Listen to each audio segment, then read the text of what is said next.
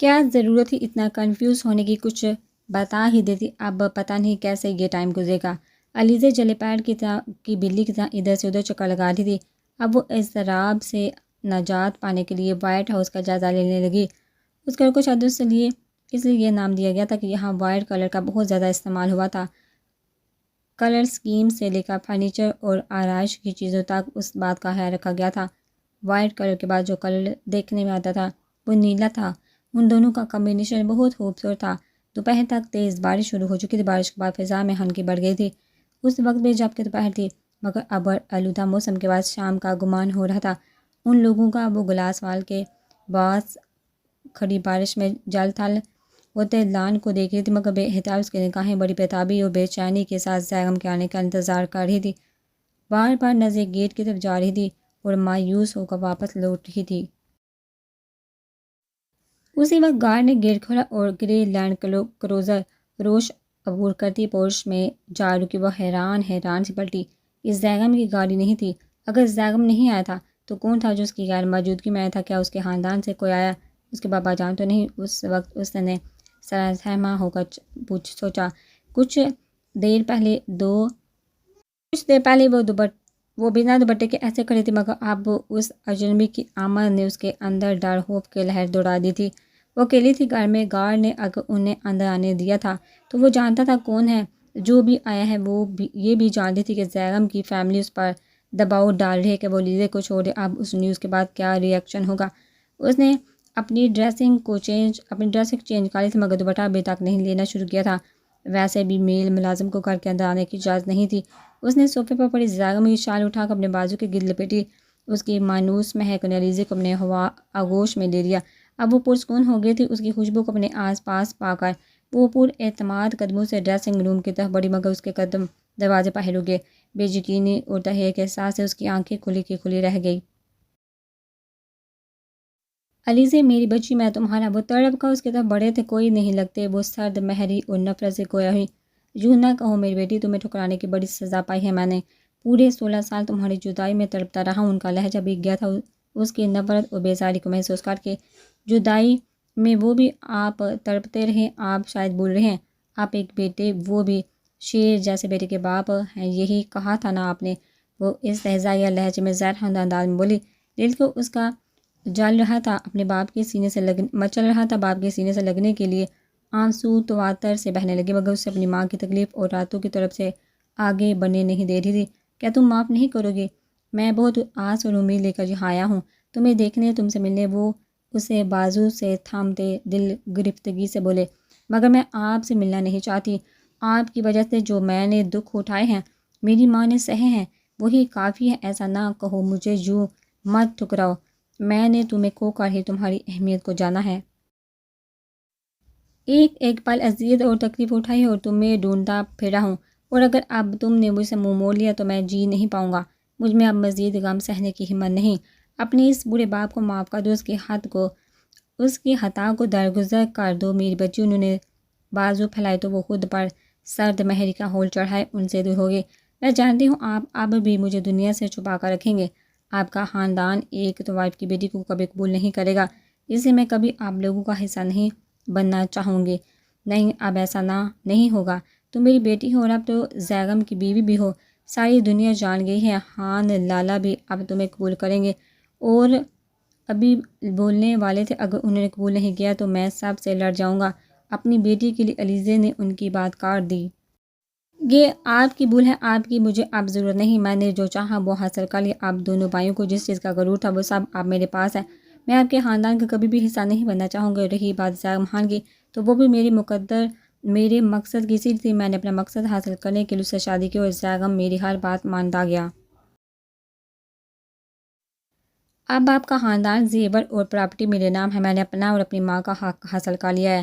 اب آپ اور آپ کے بھائی کیا کرتے ہیں میں دیکھتی ہوں۔ میں اس شادی کے لیے راضی نہیں تھی، مگر پھر بعد میں زیغم کا ساتھ اس لیے ہی قبول کیا کہ اپنا مقصد پورا کر کے اس سے طلاق لے لوں گی۔ اگر میری مجبوری نہ ہوتی اس وقت تو میں مر کر بھی یہ شادی نہ کرتی۔ میں نفرت کرتی ہوں آپ کے خاندان سے، آپ سے جڑے ہر شخص سے۔ میرا کسی کے ساتھ کوئی رشتہ نہیں، اور جو نام نہاد بندہ مجبوری کے تحت باندھا تھا وہ بھی ہمیشہ کے لیے جلدی ختم کر دوں گی۔ نہیں چاہیے آپ کا نام ساتھ، یہاں سے چلی جاؤں گی۔ وہ غصے سے پاگل ہوتے ان سے اپنے ٹکرانے جانے کے بدلہ لینے کے لیے فضول بولے جا رہی تھی، جس کا اسے خود ہوش نہیں تھا کیا بول رہی ہے، مگر یہ بات وہ زیغم کے سامنے بولنے کا تصور بھی نہیں کر سکتی۔ یہ سب تو وقت غصہ تھا، مگر کیا جانتی تھی کتنی بڑی غلطی کر دی اس نے۔ یہ الفاظ اپنے منہ سے نکال کر تیمور علی خان صدمے میں آگے کہ ان سے نفرت میں وہ اپنی زندگی برباد کرنا چاہتی ہے، خود اپنی شادی توڑنا چاہتی ہے، طلاق کا داغ اپنے ماتھے پر لگانا چاہتی ہے۔ علیزہ جیسے اپنی بات کہہ کر پلٹی تو دروازے میں بت بنے زیغم اپنی طرف ایک ٹک دیکھتے پا کر علیزہ کانپ اٹھی۔ اس کے دھواں دھواں ہوئے چہرے سے معلوم ہو رہا تھا وہ سب کچھ سن چکا ہے۔ زیغم کو جو لگا تھا کہ علیزہ نے اس کی اشارہ کاٹ دی ہو اور اس کا دل اپنے پیروں تلے مسل دیا ہو اور اس سے بیچ چوراہے میں کھڑا کر کے اس کے منہ پر تماچے مار دیا ہو۔ اس کی حالت ایسی ہوگی جیسے کسی نے اس کے جسم سے سارا خون نچوڑ لیا ہو اور وہ پاگل بے جان لٹھے کی مانند سفید پڑ گیا تھا۔ ایک دل تھا،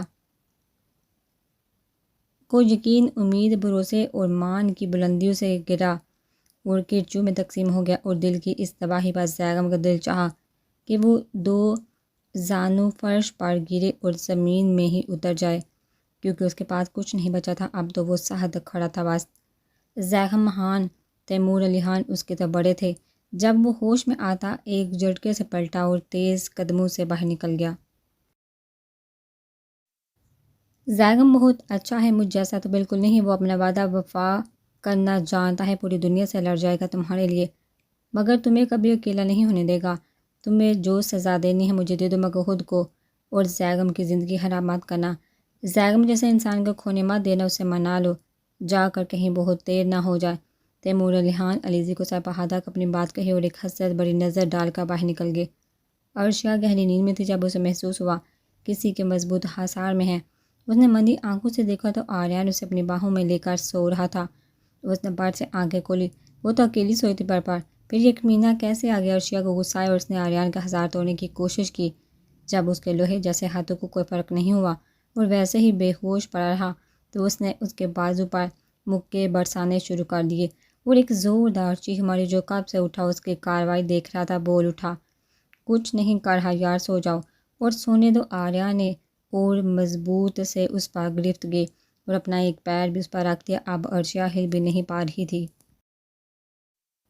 آج عرشیہ آریان سے ناراض تھی۔ اس نے آفس سے آتے ہی چچی جان کی دھمکی دے کر اسے رات میں ہی اپنے سارے کپڑے پریس کروا دیے تھے اور کچھ شرٹ بھی دھلوائی تھی، جس سے عرشیہ کو سردی بھی لگی اور ہاتھ بھی درد کرنے لگا تھا۔ پھر کیا تھا، عرشیہ نے بھی اس کے ساتھ سونے سے انکار کر دیا اور آریان کی جان پر بنائی اس کے بغیر اب دوسری سانس نہیں آتی تھی۔ پوری رات دور رہنے کے تصور سے اس کی حالت بری ہونے لگتی۔ بہت منتیں کی مگر عرشیہ بھی اسے معاف کرنے کو تیار نہیں تھی۔ اتنی ٹھنڈ میں کپڑے دھونا، وہ بھی عرشیہ کا قیامت کیوں نہ آ گئی اتنے ظلم پر۔ اور جب آریان نے کہا جو ظلم تم میرے ساتھ کرتی ہو وہ، تو بڑے باہر سے بولی یہ تو میرا فرض ہے۔ بیچارہ کیا کرتا، خاموشی سے جا کر صوفے پر لیٹ گیا اور سونے کی کوشش کا انتظار کرنے لگا۔ عرشیہ کے سوتے فوراً بڑھ آئے، اسے اپنے ہزار میں لے کر خوب پیار کرنے کے بعد سکون سے آنکھیں موند گیا۔ کتنا خوب، کتنا اچھا خواب دیکھ رہا تھا جب اس کی چیخ اور مار سے آنکھ کھل گئی۔ سو جاؤ میری جان۔ آریان نے مندی مندی آنکھوں سے ایسے دیکھا تھا، اس کا اٹھنے کا کوئی ارادہ نہیں تھا۔ تمہاری ہمت کیسے میرے پاس آنے کی؟ وہ غصے سے غراتی ہوئی بولی اور اس کا حصار توڑ کے دور ہوئی۔ ایسا کیا ہو گیا؟ وہ نیند بھرے لہجے میں دوبارہ سے اپنے بازو میں بڑھ گیا۔ تم سے زندگی کا سکون تو حرام کیا ہوا ہی ہے، وہی ہے نہ آفس میں کسی کو منہ دکھانے لائق چھوڑا ہے، نہ گھر میں چین سے رہنے دیتی ہو۔ سارے دروازے تو مجھ پر بند کر دیے ہیں، اب چین کی نیند بھی حرام کرنا شروع کر دی ہے۔ اس کی دہائیوں پر عرشی کو ہنسی آ گئی مگر اس نے ظاہر نہیں ہونے دیا۔ کیا کہنا چاہتے ہو تم؟ میری تمہاری بیچ دشمنی ہے؟ عرشیہ نے ایک ڈائلاگ مارا اور دل ہی دل میں خوب کو شاباش دی۔ ریلیکس، اب اتنا ناراض ہونے کی بات نہیں ہے، رات ہو رہی ہے اس لیے خاموش ہو جاؤ۔ یار کسی نے سن لیا تو کیا ہوگا؟ آریان کسی بھی طرح اسے منانا چاہتا تھا مگر وہ مان کر نہیں دے رہی تھی۔ میں کل سے دوسرے کمرے میں سوؤں گی، یہ میرا فیصلہ ہے، اس نے بڑے بزرگوں کی طرح کہا۔ دونوں ایسے ہی لیٹے لڑے جا رہے تھے اور عرشیہ مسلسل ہاتھ چلا رہی تھی۔ فضول بات مت کرو، چپ چاپ سو جاؤ، سونے دو، صبح آفس جانا ہے۔ یا آج بھی تمہاری وجہ سے پتہ ہے کتنی شرمندگی ہوئی ہے، ابھی بھی گھر آتے ہی ڈاکٹر سے دوائی لے کر آ رہا ہوں۔ ارشیا اپنا پورا زور لگا کر سے دور ہوتی اور بیڈ سے اٹھ کھڑی ہوئی اور بیڈ سے تکیہ اور کمبل اٹھانے لگی۔ یہ کیا کر رہی ہے؟ کچھ نہ جواب دیتے ہوئے صوفے پر لیٹ کر کمبل سر تک تان کر لیٹ گئی۔ ہرگز نہیں، تم یہاں نہیں سو گی۔ آریہ نے اس کے قریب بڑھتے ہوئے کمبل کھینچ لیا۔ کیا بدتمیزی ہے، وہ چلائی تھی۔ کچھ نہیں کہوں گا، اٹھو، بیڈ پر چل کر لیٹو۔ اب اس نے ہار مان لی تھی، وہ سمجھ گیا تھا اس سے سخت ناراض ہو چکی ہے۔ آریہ نے زبردستی کمر میں ہاتھ ڈال کے اسے اٹھایا اور اس کے نہ کرنے کے باوجود اسے بستر پر ڈال دیا۔ لو میری جان، سو جاؤ سکون سے۔ اپنا کمبل اس نے صوفے پر پھینکا۔ وہ مسکرا کر اس پر جھکا اور ایک شرارت کر کے فوراً سیدھا ہوا اور صوفے پر جا کر لیٹ گیا۔ ارشیا دانت پیس کر رہ گئی۔ ٹھڑکی انسان کو موقع ہاتھ سے جانے نہیں دیتا تھا۔ گاڑی سے اتر کر خاموشی سے اندر آ گیا اور آگے پیچھے دیکھے بغیر سیدھا اپنے روم میں آ کر صوفے پر آ کر ڈر گیا تھا۔ آج اس نے پہلی بار ہار کا ذائقہ چکھا تھا۔ آج وہ ایک شکست خوردہ انسان لگ رہا تھا۔ اس وقت وہ کچھ بھی کہنے کرنے کی پوزیشن میں نہیں تھا۔ لیزے کے ایک ہی وار میں وہ مضبوط انسان ٹوٹ کر رہ گیا تھا۔ حالانکہ اب سے تھوڑی دیر پہلے وہ بہت خوش اور مطمئن تھا، اس لیے کہ اس کے دل میں امید ہے لیزے پر اسے بہت مان تھا، مگر اسے تھوڑی دیر پہلے یہ خیال چھو کر بھی نہیں گزرا کہ وہ اسے اس طرح توڑے گی، اور اس کا مان بھروسہ تو وہ کبھی بھی اسے امید نہیں لگاتا۔ اس کی یہ پہلی اور آخری خوشی بھی مٹ گئی تھی۔ گیٹ سے اس نے روم تک کا فاصلہ اس نے نڈھال قدموں سے طے کیا تھا۔ شیرحان کو اس کی گہری چپ سے کسی سنگین مسئلے کا احساس ہو گیا تھا۔ وہ بہت نڈھال نظر آ رہا تھا۔ ملازم اور گارڈ اس کی شکستہ حالت دیکھ کر ٹھٹک گئے تھے۔ شیر جیسے ہان کی یہ حالت پہلی بار دیکھ رہے تھے۔ کنپٹی کو مسلتے ہوئے اس نے ملازم کو سگریٹ کے پیکٹ اور شراب کی بوتلیں لانے کو کہا۔ اس کے دل و دماغ میں علیزے کے الفاظ گونج رہے تھے۔ پھر چند سیکنڈ میں ہی سگریٹ کو اپنے تیکھے انابی ہونٹوں پر دبا کر لائٹر سے شعلہ دکھایا تھا اور ایک گہرا کش لے کر دھواں فضا میں چھوڑا اور گلاس بھر کر ایک ہی سانس میں چڑھا گیا۔ پھر رفتہ رفتہ سگریٹ کا دھواں اور شراب کا زہر ڈرائنگ روم میں ہی نہیں، اس کے ذات میں بھی بڑھنے لگا تھا۔ ہر سو دھوئیں کے مرگولے پھیلتے جا رہے تھے اور گلاس بھرنے کی آواز کے ساتھ تنہائی رقص کرنے لگی۔ ایک کے بعد ایک سگریٹ سلگاتا رہا، دھواں بڑھتا رہا۔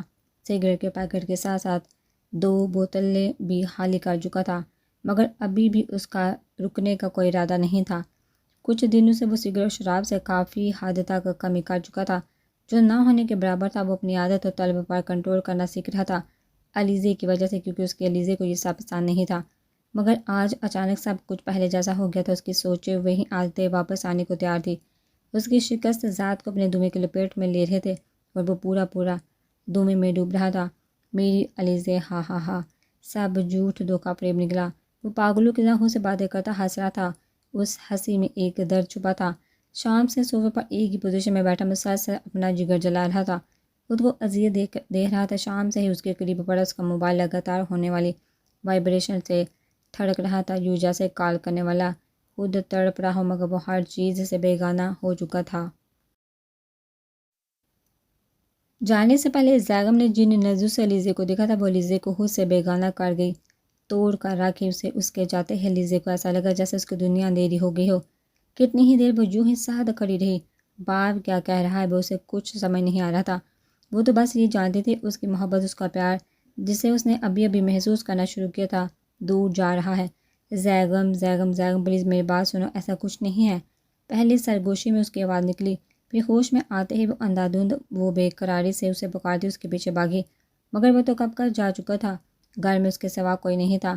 پلیز زیغم آ جاؤ، میں تمہارے بغیر مر جاؤں گی، مجھ میں اتنی ہمت نہیں تمہاری بیگانگی اور دوری برداشت کروں، مجھ میں تم جتنا حوصلہ نہیں ہے۔ وہ اسے کہیں بھی نہ دیکھا، تھک کر وہیں کوریڈور کے مین ڈور کے سامنے 2 جانب بیٹھتے ہوئے رو پڑی تھی، لیکن آج کوئی بھی اسے چپ کروانے والا نہیں تھا۔ جو اس کی چھوٹی سی تکلیف پر تڑپ اٹھتا تھا، اسے تو آج اس نے خود دور کر دیا تھا۔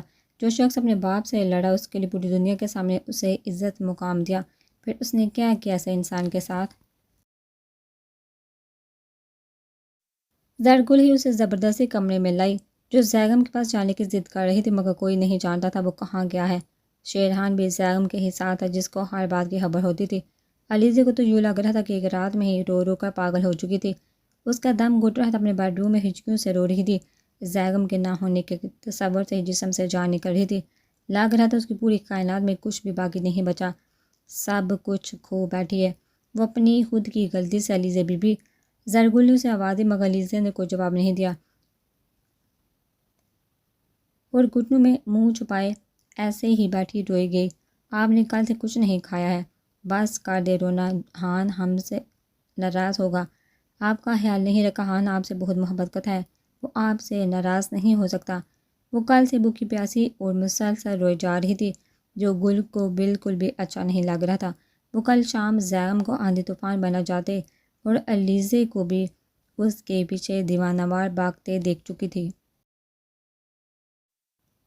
وہ مجھ سے بہت محبت کرتے ہیں، ان محبت کو مجھ سے بہتر کون جان سکتا ہے، مگر اب لگتا ہے اس کی محبت اور برداشت کی حد ختم ہو چکی ہے۔ وہ چلے گئے اور کل جس حال میں گئے ہیں میں جانتی ہوں میرے الفاظ کتنی تکلیف بڑے، نفرت بڑے تھے، اور ان کا مان بھروسہ توڑا ہے میں نے۔ اب میں علیزے روتے ہوئے ایک جھٹکے سے اٹھ کھڑی ہوئی، مجھے جانا ہوگا، ان کے پاس منانا ہوگا، اس سے پہلے بہت دیر ہو جائے، اور مجھے کوئی شرمندگی نہیں ان سے معافی مانگنے میں۔ وہ میرے شوہر ہیں، میں بتاؤں گی کہ میں بھی ان سے محبت کرتی ہوں۔ علیزے نے اپنا فیصلہ سنایا۔ وہ بے تابی سے اٹھی تھی اور تیزی سے آنسو پوچھتے چپل پہن کر دوپٹہ لے کر باہر کی طرف نکل گئی۔ ابھی صبح کے 7 بجے تھے جب علیزے ڈرائیور کے ساتھ زیغم کے فارم ہاؤس آئی۔ سلام بی بی صاحب، تمہارے صاحب کہاں ہیں؟ اس نے باہر کھڑے گارڈ سے پوچھا۔ وہ تو بی بی آج ہی ملک سے باہر گئے ہیں۔ علیزے کا سر چکرانے لگا، اس کے بعد پر کہاں گئے ہیں یہ تو نہیں پتا بی بی، کب تک آئیں گے؟ اس کی بے چینی بڑھنے لگی۔ یہ بھی نہیں پتا، ہم کو کچھ نہیں پتا ہوتا بی بی صاحب کے آنے جانے کا، وہ شیرحان جانتا ہے صاحب۔ علیزے مایوس گھر واپس آئی، اس کا دل بے چین بے قرار تھا۔ پہلی بار محبت اور پہلی بار دوری علیزے کے لیے سب نیا تھا، جس کی وجہ سے وہ کچھ سمجھ نہیں پا رہی تھی، کچھ بھی نہ برداشت کر پا رہی تھی۔ آج 1 ہفتہ ہو گیا تھا زیغم کو گئے ہوئے، نہ اس نے اپنی کوئی خبر دی تھی، نہ اس کا حال پوچھا۔ وہ تو اس سے بالکل انجان اور بیگانہ ہو بیٹھا تھا۔ اسے 1 ہفتے میں کتنے ہی چکر اس کے باپ نے لگائے تھے، مگر وہ ان کے سامنے نہیں، وہ کسی صورت انہیں معاف نہیں کرنا چاہتے تھے، اور خود زیغم سے معافی کی امید لگائے بیٹھی تھی۔ ایئرپورٹ پر اپنی محسوس مغرور انداز میں صورت سفید انگر تکھے نکوش کرنی مونچھیں، ہلکی shape dark blue 4 piece suit میں، بلیک گلاسز آنکھوں پر چڑھائے، وہ اپنے گارڈ کے ساتھ چلتا آ رہا تھا۔ وہ بہت خوبصورت وجیہہ، چوڑے سینے اور باڈی بلڈر جیسے ہائٹ والے نوجوان کو کتنے لوگوں نے مڑ کر اور رک کر دیکھا تھا۔ وہ ہزاروں دلوں کی دھڑکن، جس کا دل صرف ایک لڑکی کے لیے دھڑکتا تھا، مگر اب شاید وہ دل پتہ ہو چکا تھا۔ گلاسز میں چھپی آنکھیں بیران بنجر تھی۔ وہ اس سے 1 ہفتے میں خود کو سنبھال چکا تھا، خود کو پتھر بگاڑ چکا تھا۔ اب اس میں کسی قسم کا کوئی احساس اور کوئی جذبہ باقی نہیں تھا۔ وہ پہلے والا زیغم بن کر واپس لوٹا تھا، محبت میں چوٹ کھایا شخص تھا۔ وہ اب صرف اس درد کا حساب لینا چاہتا تھا، اسے ایک جلاد بن کر واپس آیا تھا۔ اب دیکھنا یہ تھا کہ جلاد کتنی دیر سلوک میں رہتا ہے۔ علیزے کو جب پتہ چلا زیغم پاکستان آ چکا ہے اور فارم ہاؤس میں ہے تو وہ دیوانی ہوئی اس کے پاس آئی۔ یہ بھی زیغم نے جان بوجھ کر بتایا تھا اسے۔ شیرحان سے ایک کمرے میں کے باہر چھوڑ گیا تھا۔ اس نے ڈرتے ڈرتے کمرے میں قدم رکھا تو وہ سامان سجائے مزے سے بیٹھا اپنا شغل فرما رہا تھا۔ علیزے کو یہ دیکھ کر شاک لگا، جو انسان اس کے سامنے سگریٹ تک پینا چھوڑ چکا تھا، وہ شراب سجائے بیٹھا تھا، جبکہ وہ جانتا تھا وہ آنے والی ہے۔ علیزے نے خود کو سنبھالا اور ہمت کر کے آگے بڑھی۔ ہان میں وہ علیزے اس کے قریب کھڑی لفظوں کو ترتیب دینے کی کوشش کر رہی تھی، جب زیغم نے ایک جھٹکے سے اپنے برابر بیٹھا۔ دور سے کچھ خاص سمجھ نہیں آ رہی تھی۔ اب بولو، زیغم نے سرد آواز میں اس کے دلکش چہرے پر نظر جمائے بولا۔ علیزے ہمت جمع کرتی بولی، اس کے نگاہوں کی تپش اور کپڑوں سے اڑتی مہک نے اسے چکرا دیا تھا۔ میں شرمندہ ہوں اپنے رویے اور الفاظ پر، مجھے ایسا نہیں کرنا چاہیے تھا تمہارے ساتھ، پلیز مجھے معاف کر دو، میں نے وہ سب جھوٹ بولا تھا۔ وہ سر جھکائے بولی، اچھا تو جو 1 مہینے سے مجھ سے بول رہی ہو وہ کیا تھا؟ نہیں، وہ بھی جھوٹ تھا۔ اچھا تو پھر تمہارے اس انتقام کے جذبے کا کیا ہوگا؟ بابا جان اور چچا جان کے ساتھ جس کے لیے تم نے میرا ساتھ قبول کیا، اس کا انداز طنزیہ تھا۔ یہ سب میری بیوقوفی سے ہوا، میرے انتقام کی سوچ نے سارا کام خراب کر دیا۔ میرا یقین کرو، میں اب کے بعد جھوٹ نہیں بول رہی۔ اب میں کوئی بدلہ انتقام نہیں لینا چاہتی کسی سے؟ چچا جان سے؟ تم نے وہ سب کیا کہا؟ اب کچھ اور چاہ کیا رہی ہو؟ اب کی بار زیغم غصے سے تیز آواز میں بولا۔ آپ کے ساتھ رہنا، اس نے دھیمی آواز میں کہا۔ یہ کوئی نیا جوک ہے یا اس کے پیچھے بھی کوئی چال ہے؟ زیغم طنزیہ بولا۔ یہ میرا فیصلہ ہے، نہ کوئی چال نہ کوئی جوک۔ اس کی نگاہیں جھکی ہوئی تھی، آواز لرز رہی تھی، اسے سمجھ نہیں آ رہا تھا کیسے اسے اپنی بات کا یقین دلائے۔ میرے ساتھ رہنا چاہتی ہوں مطلب مسز زیغم خان بن کا خوش آمدید۔ ہاں ہاں ہاں، اس کا بلند کہہ روم میں گونج اٹھا تھا۔ نامعلوم خوشی کا تھا یا استہزائی، اس کا انداز صاف مذاق اڑانے والا تھا۔ تم میرے ساتھ رہنا چاہتی ہو مگر کیوں؟ نفرت زدہ ناپسند شخص کا ساتھ جس طرح برداشت کرو گی؟ اور بے اعتبار لہجے میں صحیح انداز میں بولا۔ نفرت کے اظہار کے لیے تمہاری زبان سے شعلے نکلتے ہیں، محبت کے اظہار کے لیے بھی پھول برساؤ۔ یقین دلاؤ میری بے یقینی بے اعتمادی کو۔ مجھے نہیں معلوم آپ کو کس طرح یقین آئے گا۔ علیزے کی دھیمی آواز نکلی۔ ٹھیک ہے پھر تمہارا امتحان لیا جائے گا۔ کیوں؟ وہ اس کے قریب آ کر جھک کر بڑے اسٹائل سے پوچھ رہا تھا۔ میں ہر امتحان کے لیے تیار ہوں، علیزے نے اس کی آنکھوں میں دیکھتے ہوئے جذبے سے کہا۔ چلو پھر۔ زیغم اس کا ہاتھ پکڑ کر گھر کے بیک سائڈ لائے اور جہاں اندھیرا زیادہ تھا کچھ کوریڈور کے بعد لان تھا، بڑے بڑے روم کے برابر پنجرے بنے تھے۔ زیغم اسے ایک روم میں لائے اور چیئر پر بٹھا دیا، پھر ایک بٹن پریس کیا جس سے اس کے ہاتھ چیئر سے باندھ گئے۔ اس کے بعد ایک نظر اسے دیکھتا باہر نکل گیا۔ علیزے کو کچھ سمجھ نہیں آ رہا تھا کہ یہ سب کیا ہے، اسے کیوں اکیلے باندھ کر کیا سزا دینا چاہتا ہے، مگر اس کی یہ غلط فہمی دور ہوگی جب شیر کی داڑھ اسے اپنے قریب سنائی دی۔ علیزے کی چیخ بے سہاتا تھی۔ اس نے اپنے دائیں جانب دیکھا تو اس کا دل دہلا دینے والی چیخیں آسمان کو چھونے لگی۔ ایسا لگا اس کا دل بند ہو جائے گا۔ وہاں ایک وائٹ کلر کا شیر بندھا تھا، اس کا ایک پیر ہلکی سی چین سے بندھا تھا اور وہ علیزے کی طرف ہی آنے کی کوشش کر رہا تھا، مگر شاید اس کا ایک پیر بندھا ہونے کی وجہ سے وہ اپنے شکار کے پاس پہنچ نہیں پا رہا تھا۔ اس کے غصے سے غرانے سے لگ رہا تھا کہ بیٹا میں یہ چین ٹور کر علیزے پہ جھپٹ پڑے گا اور ایک سیکنڈ سے بھی پہلے سے اسے چیر پھاڑ کھائے گا، مگر وہ نہیں چاہتے تھے۔ سامنے گلاس وال ہے جس کے پار یہ شیر نہیں آ سکتا۔ جب زیغم کو کسی کو چھوٹی سزا دینی ہوتی تھی نا، یہاں بند کرتا تھا۔